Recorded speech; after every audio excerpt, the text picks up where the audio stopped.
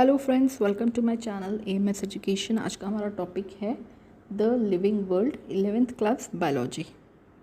Introduction से start करते हैं। What is living world? So living organism हमको हर जगह मिलते हैं, भले ही ये कोल्ड माउंटेन्स है, डेसिडुअस फॉरेस्ट है, oceans, fresh water lakes, deserts और हॉट स्प्रिंग्स। हर जगह आपको लिविंग ऑर्गेनिज्म मिलेगा और इसको हम ये भी बोल सकते हैं it is just opposite of non living. आप चारों तरफ दिशा घुमाएंगे, नज़र घुमाएंगे तो आपको दिखेगा एक दौड़ता हुआ घोड़ा है, उड़ती हुई चिड़िया है, कहीं ना कहीं आपको लिविंग थिंग मिलेगा। क्या है लिविंग ऑर्गेनिज्म, लिविंग वर्ल्ड? इसके दो कोई आंसर है। पहला जवाब है टेक्निकल वन, जिसमें हम समझ रहे हैं कि what is living, it is just opposite of non living. Second है फिलोसॉफिकल वन, जिसमें हम पर्पस ढूंढ रहे हैं लाइफ का, और वो हम साइंटिस्ट पे छोड़ देते हैं जो कि सर्च कर रहे हैं what is the purpose of life. तो ये थे दो answer. What is living? First था technical, that is just opposite of non living. Second है फिलोसॉफिकल है, जिसमें हम अभी भी सर्च कर रहे हैं what is the purpose of our life is. So this was the introduction of the living world. अब हम जाते हैं व्हाट इज़ लिविंग, समझने जाते हैं what is living.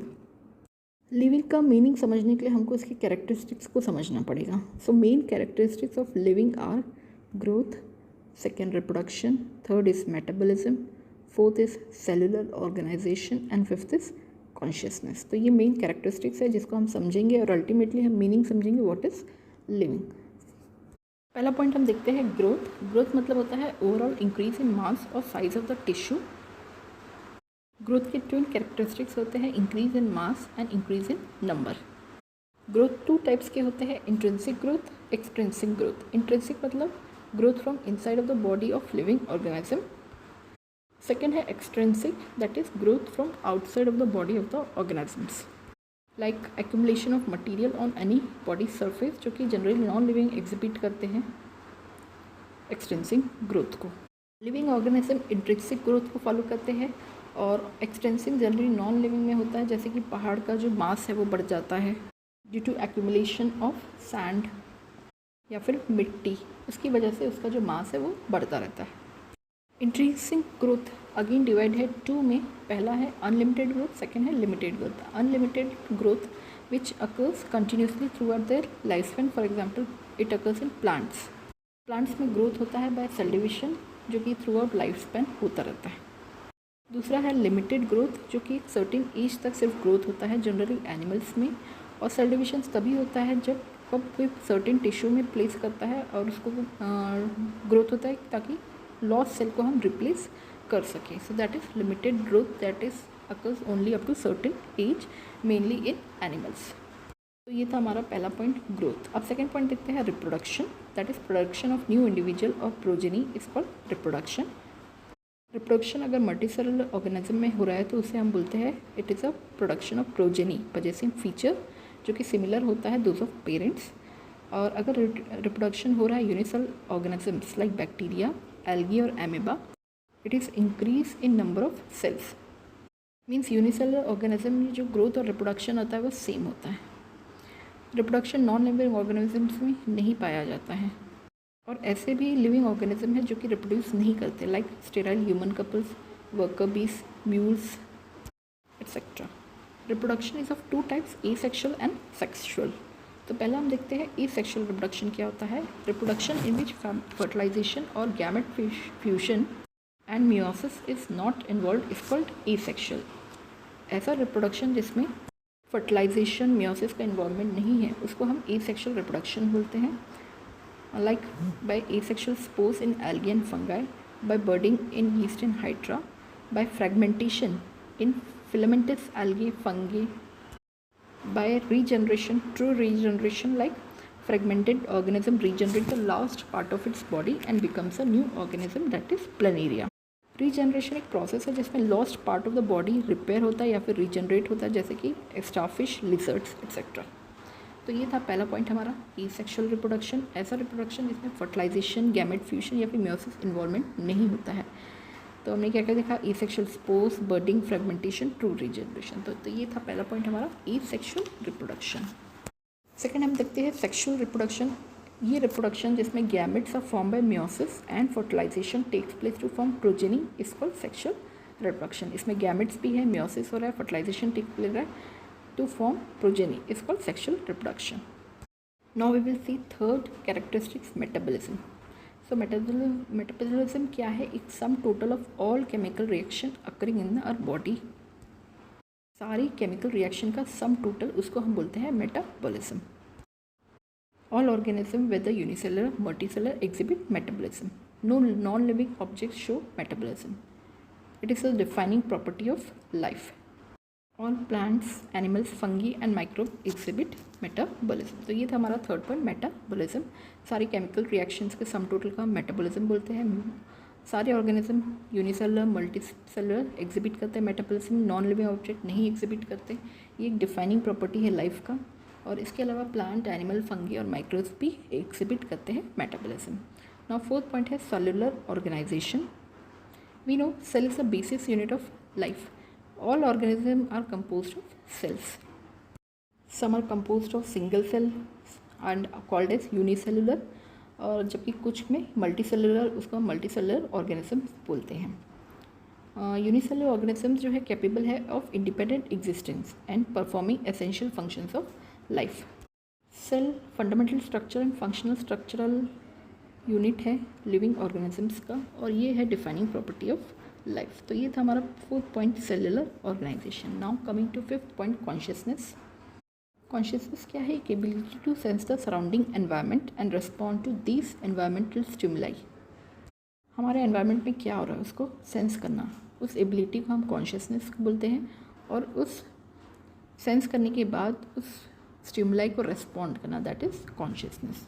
So technically humans are most smart and very fast to respond towards the external stimuli, and even it can think और predict about possible changes of the surroundings. All organisms from prokaryotes to complex eukaryotes show consciousness to environmental clues. Examples हैं, plants जो होते हैं perform करते हैं flowering इन particular seasons. कुछ animals seasonal breeders होते हैं, उस पर्टिकुलर सीजन में ही ब्रीड करते हैं। Humans can change its surrounding situation, एक लिमिट तक वो असेस कर सकते हैं सराउंडिंग में क्या चेंज आ रहा है, और अपने सराउंडिंग्स को वो चेंज भी कर लेते हैं ताकि उससे एडजस्ट कर सके। So this is self consciousness. क्योंकि ह्यूमन के पास एक very well developed nervous system है and it is regarded as considered as supreme level of skill of communication and called as self consciousness.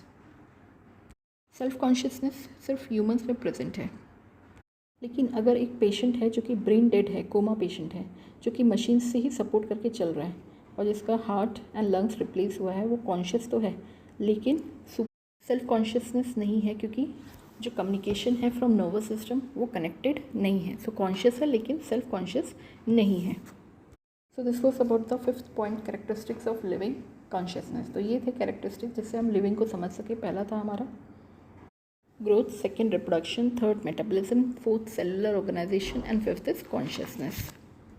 Next हम जाते हैं diversity in living world. So number of species जो कि present है 1.7 to 1.8 millions, और इसको हम बोलते हैं बायोडाइवर्सिटी और the number and types of organism present on the earth. कितने स्पीशीज़ है, कितने ऑर्गेनिज्म अर्थ में प्रेजेंट है, उसको हम बोलते हैं बायोडाइवर्सिटीज।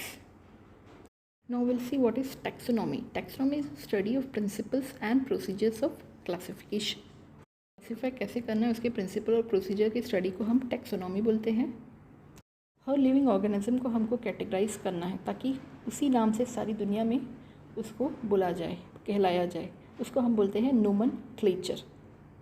नोमेनक्लेचर तभी पॉसिबल जब हम ऑर्गेनिज्म को प्रॉपर्ली डिस्क्राइब कर सके, करेक्टली डिस्क्राइब कर सके, और वो क्या ऑर्गेनिज्म है, किस कैटेगरी में आता है, तभी हम उसको नेम कर सकते हैं। नोमेनक्लेचर के दो रूल्स हैं। पहला है ICBN, दूसरा है ICZN।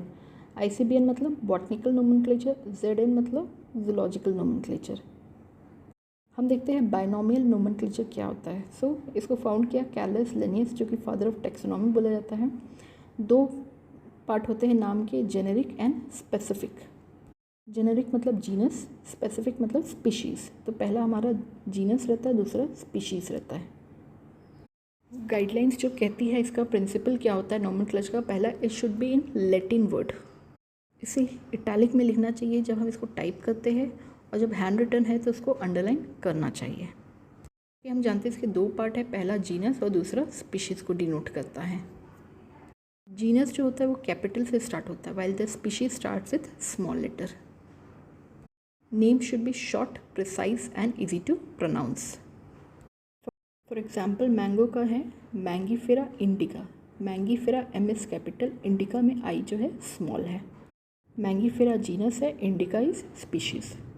तो हम जब टाइप करेंगे तो हम इटैलिक में लिखेंगे और जब हैंड रिटन होगा तो अंडरलाइन करेंगे।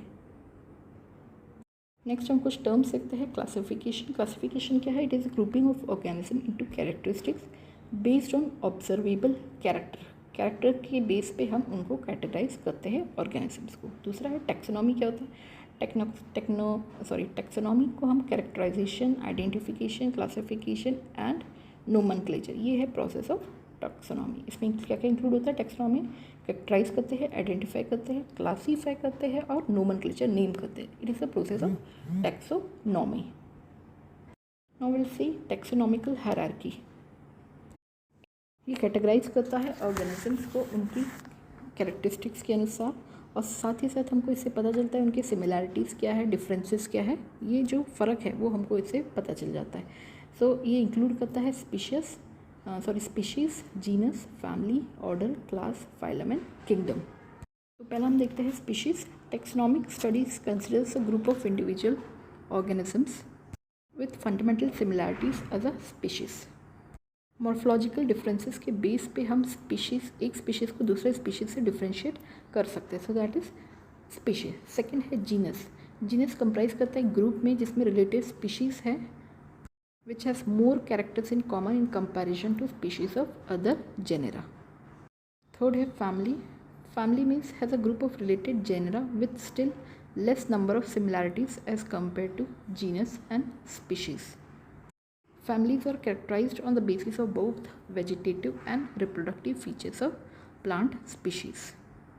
Order higher category है, is the assemblage of families जो कि exhibit करता है few similar characters. The similar characters are less in number as compared to different genera included in a family. Class, this category includes related orders. Phylum, it includes all organisms belonging to different classes having a few common characters. Last है kingdom. It is the highest category called kingdom and all animals belonging to various phyla are assigned to this kingdom. अब हम देखते हैं taxonomical aids. Biologist ने establish किया है कुछ procedure और टेक्निक्स जिससे हम इंफॉर्मेशन को स्टोर और प्रिजर्व कर सकते हैं और साथ ही साथ स्पेसिमेंट्स को भी स्टोर और प्रिजर्व कर सकते हैं। सो इसके कुछ तरीके हैं। Herbarium, botanical garden, museum, zoological parks की। पहला हम देखेंगे हर्बेरियम। हर्बेरियम एक स्टोर हाउस है। प्लांट स्पेसिमेंट्स को हम कलेक्ट करते हैं, उनको ड्राई करके, प्रेस करके और प्रिजर्व करते हैं शीट्स में और उसको अरेंज करते हैं systematically according to the universally accepted system of classification. So herbarium it is a store house of collected plant specimens जो कि ड्राई, प्रेस और प्रिजर्व करते हैं शीट्स में। हर्बेरियम शीट्स में लेबल होता है date, place of collection, scientific name, family, collectors name etcetera. Second है हमारा बॉटनिकल गार्डन, जैसे कि NBRI Lucknow and IBG Howrah. It is a collection of living plant species that are grown for identification and reference. Each plant label होता है, indicate करता है उनके scientific name and family. Some famous botanical gardens are Indian botanical garden Calcutta, largest in India, royal botanical garden Q, largest in world till date, and national botanical research institute. तो ये था second point, botanical garden. Third is museum. Museum is the repository that has collection of various plants and animal specimens that are preserved for study and reference. The organisms are preserved either in preservative solution or in the form of dry specimen. ज़्यादातर इसमें animals के skeletons का collection होता है। Fourth है zoological parks, जहाँ पे wild animals रखे जाते हैं प्रोटेक्टेड एनवायरनमेंट में और यहाँ पर अपॉर्चुनिटी मिलता है ताकि हम बिहेवियर और फूड हैबिट्स अंडरस्टैंड करें, स्टडी कर सकें डिफरेंट टाइप्स ऑफ एनिमल्स के। So this are zoological parks. Last है key. Keys are used for identification of animal and plant based on similarities and dissimilarities. इसमें आता है monograph, manuals, flora. Monograph means it contain information on any one taxon. Manuals are useful in providing information for identification of name of species found in an area, whereas monograph is detailed and well documented work on any particular taxon. Flora contain करता है actual account of habitat and distribution of plants of a given area. तो ये थे taxonomical aids, herbarium, botanical garden, museum, zoological parks and key. तो ये था आज का हमारा टॉपिक द लिविंग वर्ल्ड, जिसमें हमने जाना व्हाट इज़ लिविंग, इसके characteristics, diversity of living, taxonomy and taxonomical aids. उम्मीद है आज का टॉपिक आपको पसंद आया होगा। कमेंट ज़रूर करिएगा, फीडबैक ज़रूर दीजिएगा और like, share and subscribe. Thank you.